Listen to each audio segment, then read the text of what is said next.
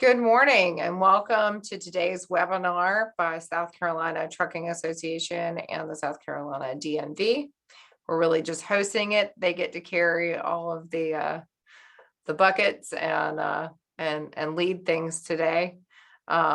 We're covering IRP and IFTA renewals and going through the process. Also talking about some best practices and answering any questions. We are recording this event, so if you have any questions or concerns, please feel free to stop us and interrupt. And I know they'll take a couple of breaks at points that they think might be areas that need a little further discussion, and I'll chime in as needed. I'd like to thank the DMV for participating today.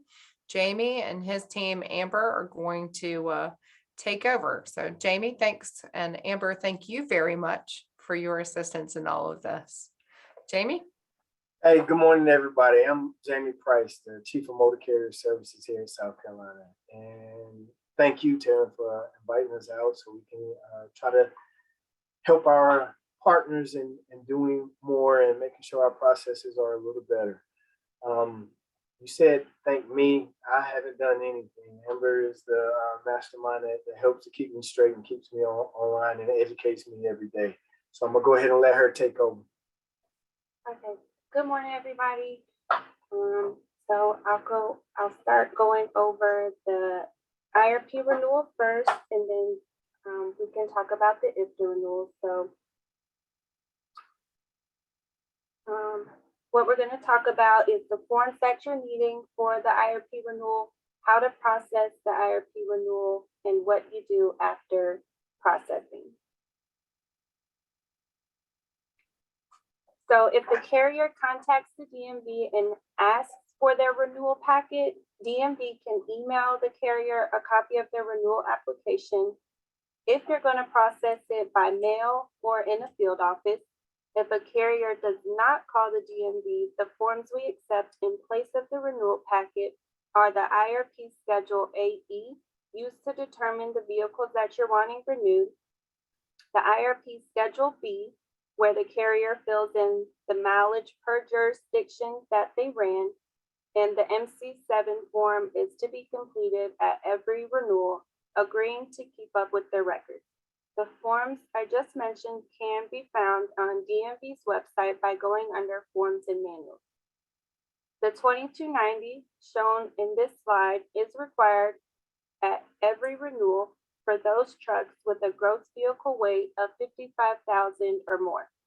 The IRP 9 is also collected every renewal for those vehicles you renewed running under someone else's DOT number. So on the left-hand side, that's your IRP Schedule AE, where you'll list all of your vehicles. On the right-hand side, that's your Schedule B, used to fill in the miles that you ran. On the left, that's your MC7, stating that you're agreeing to maintain and keep up with your records. And on the right, that's the IRP 9 form.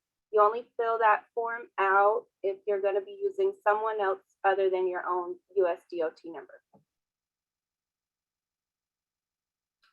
Okay, so if a carrier wants to process their renewal in a field office, they can take the previously mentioned paperwork into the field office with them and have it processed.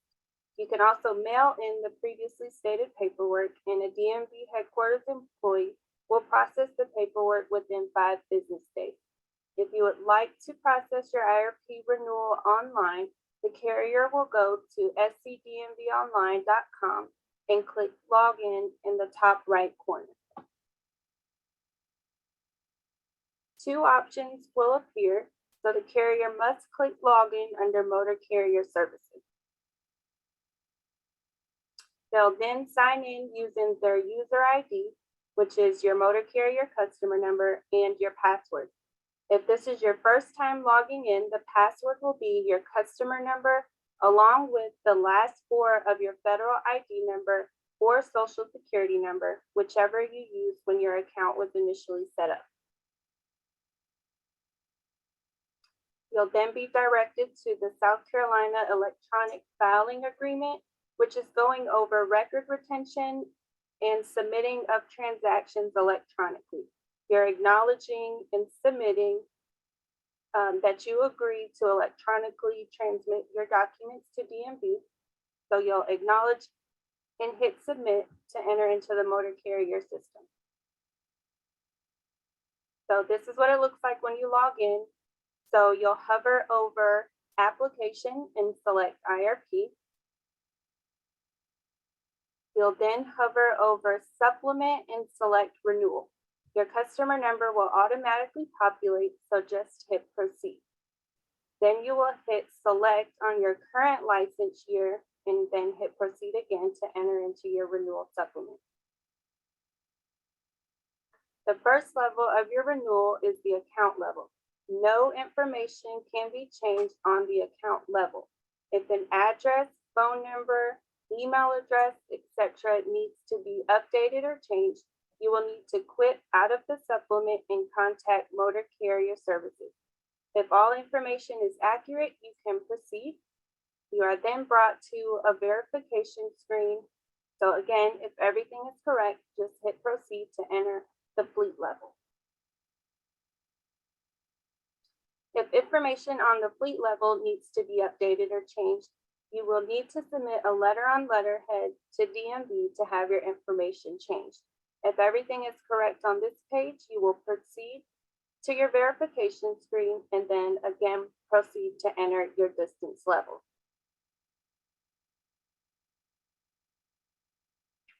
So this is the distance tab where the carrier can enter in the distance ran per jurisdiction for the asking reporting period. The reporting period is always at the top of your screen.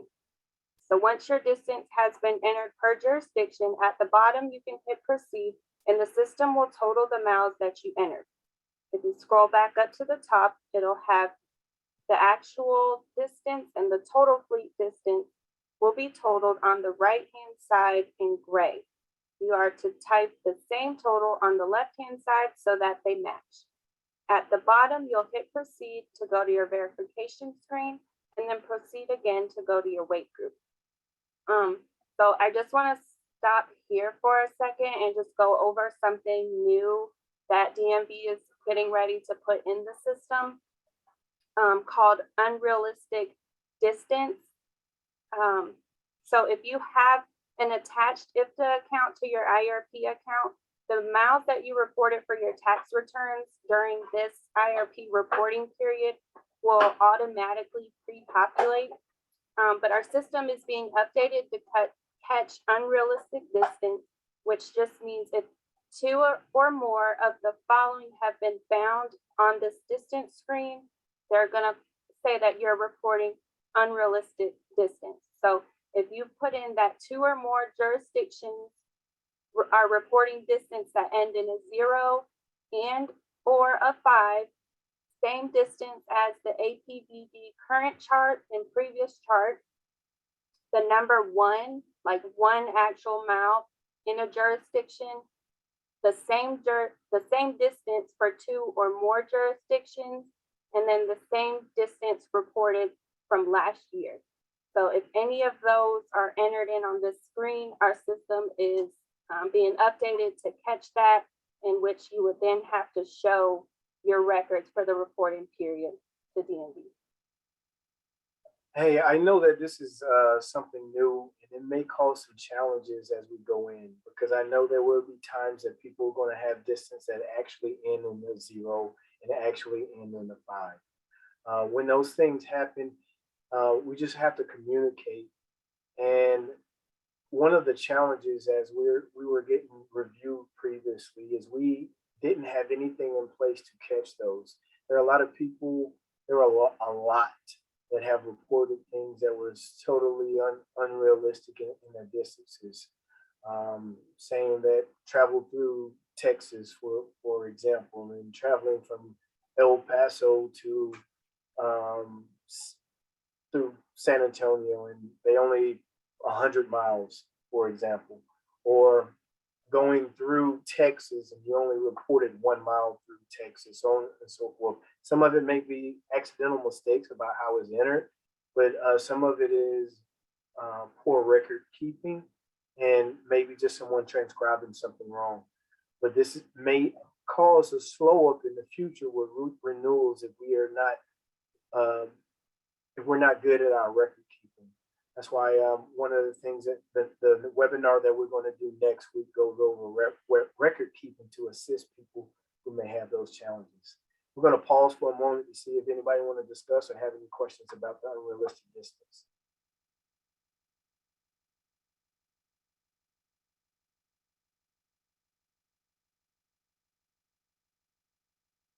I don't see anyone asking any questions or anything, so we're going to go ahead and continue. Thank you. Okay, so the next screen that you'll be on is your weight screen. So your weight can only be decreased during this renewal period. If you have a vehicle that you would like to increase the weight on, you can do that during any time during your registration period. But if you want to decrease the weight, the only time you can do it is inside of your IRP renewal. So if you want to increase or decrease a vehicle's weight, this is the screen that you would do it on. You would select the box that says add weight group, and then you would enter in the weight group that you would like to create. So if you don't have any weights that need to be changed, you'll just select done on this screen.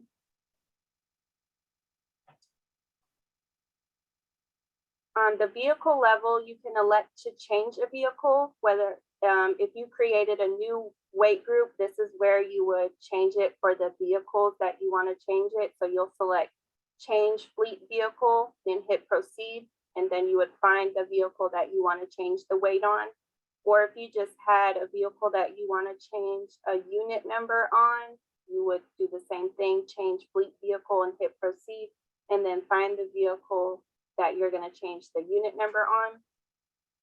If you want to delete a vehicle that you don't need renewed, you would hit the radio button, delete vehicle, and select proceed, and then check all the vehicles that you want deleted.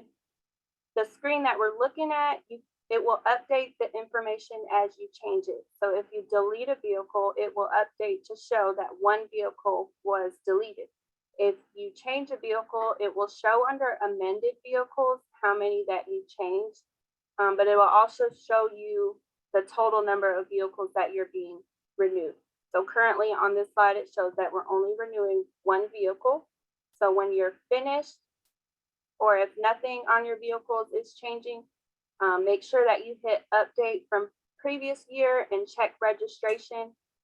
What that does is it pulls over the information from Phoenix, which is a subsystem that we use, over to Celtic, which is this system that we're showing you, to make sure that they match. So after you hit both of those buttons, you'll then select done. So this is your billing screen. The first screen that folds up, you'll just hit proceed, and then your net amount due will generate. So it's showing that the one that I have here is $1,080.95. So to pay it, you'll just select proceed to go to your payment screen. This is where you can change if you want to do the full payment that listed, or if you would like to make like a half payment. So select your payment type and then proceed to go to the verification screen, where you'll select proceed again to go to payment collection. On both of the screens that are listed, I just wanted to make note, there is a warning there that says you must have all the documents needed to submit to DMV before paying for the transaction. So that includes your 2290s for all the vehicles you just renewed. We receive a lot of calls at DMVs for carriers who are accidentally renewing vehicles or are renewing vehicles that they meant to have deleted. So there is a warning at the top of the screenshot to the right that says that refunds for vehicles renewed in error are not going to be process. So DMV only refunds for if a vehicle is sold or total loss by your insurance company. So if you accidentally renew it in error, we do not refund for that. So the next screen is a disclaimer that goes over the use of credit card fees. It tells you the amount and that we use a third-party SCI to collect our payments. So the payment credit card fee is subject to change. So you'll agree to the disclaimer and go to your electronic payment. So a new window will open that's going to allow you to make a secure payment. You'll first choose your payment type and then hit next. So you'll enter in all of your customer information, everything that has the asterisk next to it. Then you'll hit enter to enter in your payment information. So once you hit next from your payment information, you'll be redirected back to motor carriers. And from there, it'll tell you that your payment is done and you've done everything that you needed to do on your side. So after processing it, you'll need to email your supporting documents to the DMV so that a DMV agent can go in there and clear out your 2290 and your MC7 and your IRP 9 if you have one, and they can email you a copy of your CAD cards. So just a couple things that we've run into when we receive those emails is that the 2290, the e-file watermark or stamp is too light for us to see it. So we do have to be able to see it to accept it. A lot of carriers are submitting their MC7 without a signature. And we receive a lot of IRP 9s that don't have a physical date lease ends. They just put like continuous. So we can't accept it with anything like that. It has to be an actual date. So if you know for at least the next year or so that you're going to be leased onto the same company to use their DOT number, you just put a year. You do have to update it every year anyway, so that's the easiest way. So those are the ends of the slides for the IRP renewal. I don't have slides for the IFTA renewal, but we can certainly talk about it. I don't know if you want to stop here and see if anyone has any questions about IRP before we move on.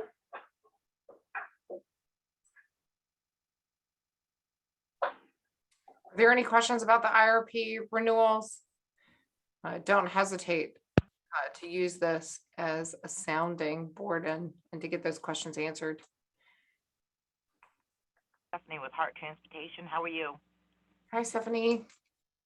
Good. I just had a quick question, only because I just went through this scenario. So we transfer a lot of plates. I mean, we've got 380 trucks. I just went through the renewal, did the renewal, and we got new trucks in. So wanted to transfer plates from trucks that we had just renewed onto the new trucks. But I guess come the end of our renewal period ends the 31st of this month for this fleet. So if I did that in that renewal time, those plates would be dead. So I wouldn't be able to transfer any plates and get the new trucks running, correct? No, if you transferred them, you can't transfer within the renewal. What happened in your scenario is that you paid inside your renewal month, which is March. Before you transferred them, you renewed your fleet. So the plates that you currently have are still good for 2022 until the end of March. You also renewed all those plates for the 2023 year. So being that you had already renewed, when we go to try to transfer those plates and make them active starting today, we had to do them in the 2022 renewal period so that your cab card would start today and not April 1st. So what happens then is that the plate that we transferred ended up dying at March 31st, the end of the month. So what I ended up doing for you yesterday was going into the 2023 renewal supplement, transferring those same plates to those same vehicles and sending you those cab cards. So if by some chance, I mean, because when new trucks come in and they're ready to go, management wants them to go. So how would I go about getting those done? I mean, would I have to go, You would do just it- to get them rolling sooner? You would do it the same way that you have always done it. The only problem with what happened in this scenario is that we're inside your renewal month and you already renewed. So come April 1st, you just transfer the plates as you would normally. The only reason we ran into this situation was because we are still currently in your renewal month and you already Right. renewed. So it's kind of a tricky situation since it is your renewal month. Yeah, and I mean, normally it never happened before, so it kind of made a whole heck of a lot of confusion.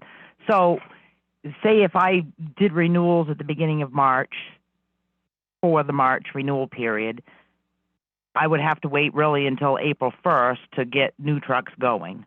Right, so if March is your renewal month and you renew for 2023 on March 1st, every supplement that we do after that renewal is gonna have to be in the 2022 supplement to make those vehicles active immediately. Okay. So if you Well, would have waited yeah. until March 30th to do your renewal, we wouldn't have had this issue. It was because you had already renewed for that new year that it kind of split. Because if you Yeah, and transfer the plates and then do your renewal, the plates that you transferred are already going to populate within the renewal. And I never even thought of it either because we have a fleet in February, so I could have actually put them in February, been fine. Right. Okay, perfect. That's all. Thank you. Anybody Any else? more questions?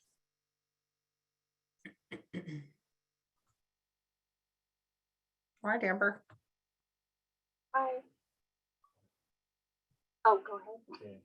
Okay, so for the IFTA renewal, the paperwork that's required for IFTA is your IFTA 1, the MC7 form, and then a vehicle listing. So your vehicle listing can either be like a Word document or Excel document that you type up. We just require that it contains your year, make, model, VIN number, and plate number.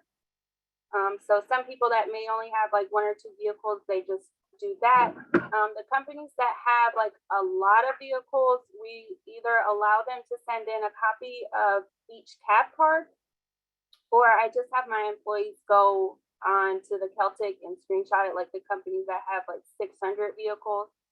We just go and screenshot the VIN, year, make, model, and plate for them.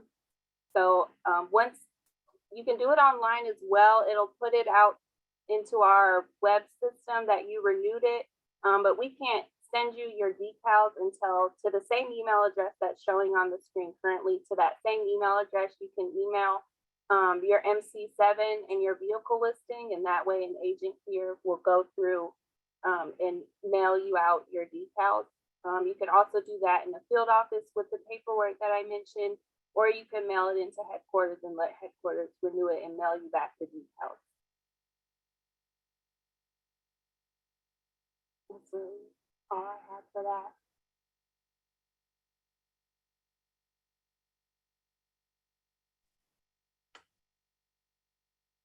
Okay, with the renewals on are there any other comments on miles or, I mean, we already covered some of that. So yeah, to make your IFTA account eligible for renewal, you will have to file up to at least the 3rd quarter. So if you haven't filed your 3rd quarter, it won't let us renew it. But also the system is background checking the previous 2 quarters and the IFTA renewal period. So you have to have South Carolina miles and at least 1 other jurisdiction for it to let us renew you. So if you have 6 consecutive quarters where you just didn't run any miles at all, or you never came back to South Carolina, it doesn't let us renew your IFTA account. Okay. All right, and are there any questions from the group on IFTA renewals?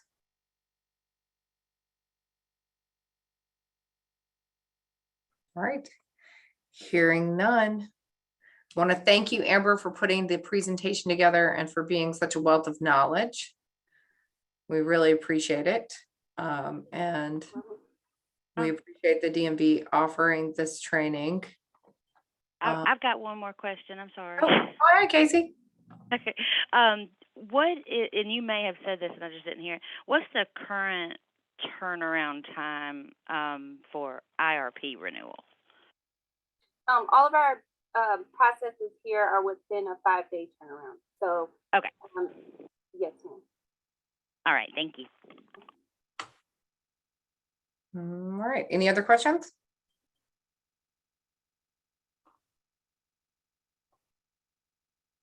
Okay.